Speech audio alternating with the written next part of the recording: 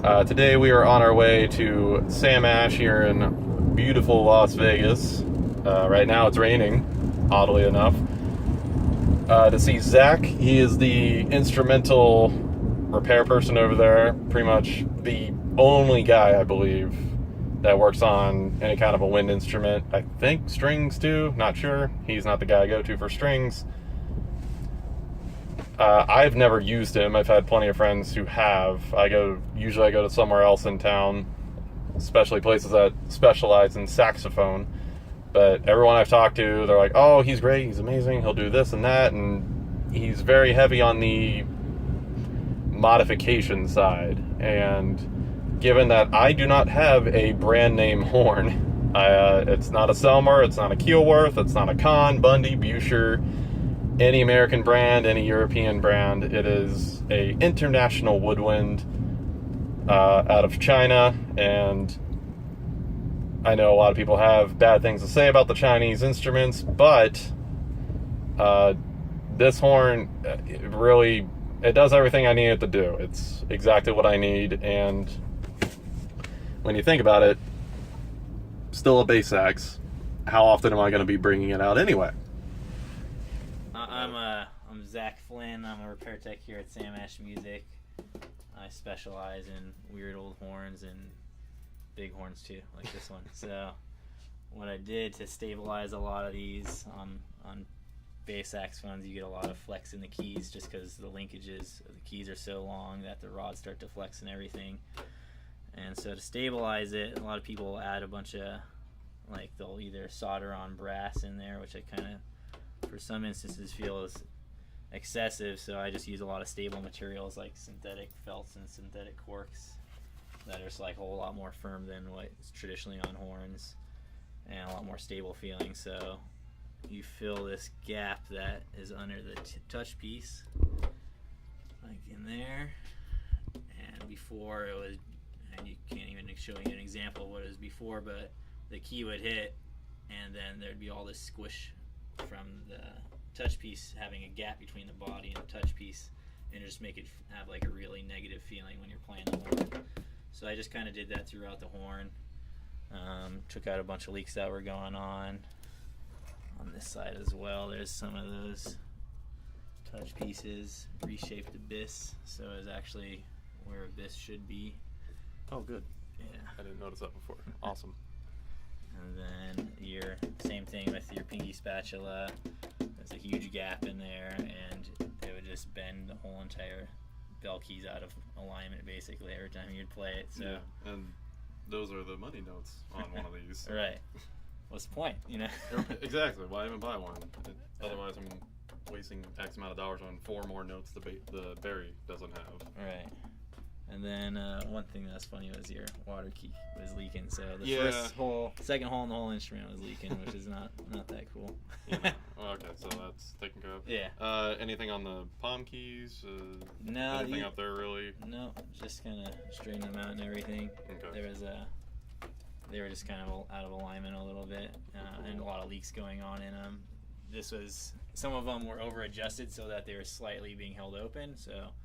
You were working through a ton of leaks basically to get it to play before. Yeah. Same with your side keys were like gaped open, just closed. And so, like I said, to do anything on it before, you were working way too hard. That's basically it. Okay. And what did you do? You said you were experimenting a little bit with the middle D because we were both talking about it. Drives us nuts, and any other bass sax player knows what I'm talking about. Yeah, so I've tried venting the low C a little bit, and it helped with the lower D. Middle D helps a little bit, but not too much. And so one thing I experimented with, the pip that your D and a lot of your notes come out of, is a lot larger, and so what I experimented with putting a different size tubing in it, and it helped a little bit. It's something we play with down in the future and made an actual pip for it and see if it'd work, and make them, just have to solder one in. Mm-hmm. If it works, then great, and then it's in there. If it doesn't, you can go back to the other one.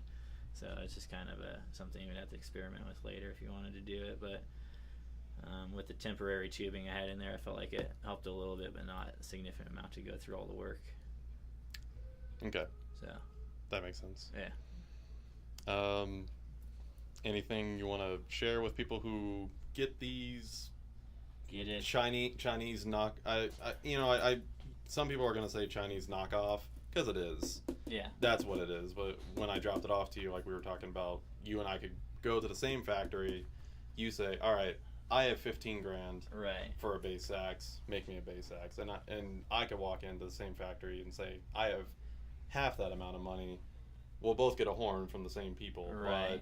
but like, what's the exceptions with what's going to happen in those Like situations? on this specific model, you got the nickel rods, which helps allow stability, which you definitely need in a bass sax. So that's one thing I like about this specific model, and I've seen it on some other horns coming from overseas, and I wish people would use that a lot more on design, just because I think it's a huge plus, just because it makes it a whole lot more stable. If they started incorporating into the key arms as well, that'd be awesome, and eliminate a lot of people putting unnecessary double bracing on horns for stuff like that. If you got a real solid key arm in there, I feel like that'd be cool. Yeah. So. Some of the chatter I've seen, like with there is a bass sax blog. They talk a lot about, it's like, oh, we really like these horns actually coming out because they have the triple bell bracing. Yeah. Which, that definitely, you want bell bracing for sure, like that. Yeah, that's a huge plus. On my Barry sax, I actually added extra bracing on it. Oh, that's cool. Just because I had an old vintage 50s busher and it only had a single little middle brace, and it just would get knocked around all over the place. Yeah. So I built a whole bracing system kind of similar to this, and it works awesome. Cool. Yeah, but people will get crazy with like the double bracing and stuff. I feel like if you stabilize the touch pieces, especially in the pinky cluster and in your right hand and your left hand, it's gonna definitely help a lot, and you're not gonna have to need as many adjustments, and you're not gonna have to work through a bunch of leaks and stuff. And it'll just keep your horn a whole lot more solid. So I feel like a good thing is when you get your horn, just bring it right away to a tech to get these modifications and adjustments done and set up properly. Mm-hmm. So it's a whole lot more enjoyable and a lot more stable of an instrument. Yeah, because I got mine, this one particularly, I got it from a guy in LA and he's the quote distributor, I guess, for the West Coast. Mm-hmm. His name's Lacar Reese. Yeah. If you know that name at all, but small name, I guess. He's got his own channel advertising what he's selling. I am pretty sure right now he is still selling the Appleheism contrabass sax. Oh yeah. He might still hold on to that. So if you have an extra 34 grand laying around Right. that's burning a hole in your pocket, If you've ever messed with them, they're pretty cool. No, I haven't. That's the next goal. Yeah. Maybe I'll take a vacation over there and hey man, you got a minute for me or Right. something. But a lot of his stuff is this international woodwind brand. Yeah, I think there's only 2 factories in Taiwan or China that are making. Jin Yin, I think, is one. Yeah, one's making the American coffee and one's making the Selmer coffee. Yeah, I haven't tried the American wrap one. Yeah, me neither. Those, but I mean, if they're anything like the American-made American wrap ones, they're going to be much more bombastic and Right. A lot tubbier. a little tubbier. Yeah. Which I prefer, actually. Oh, well, I've restored some of the old bushers and stuff.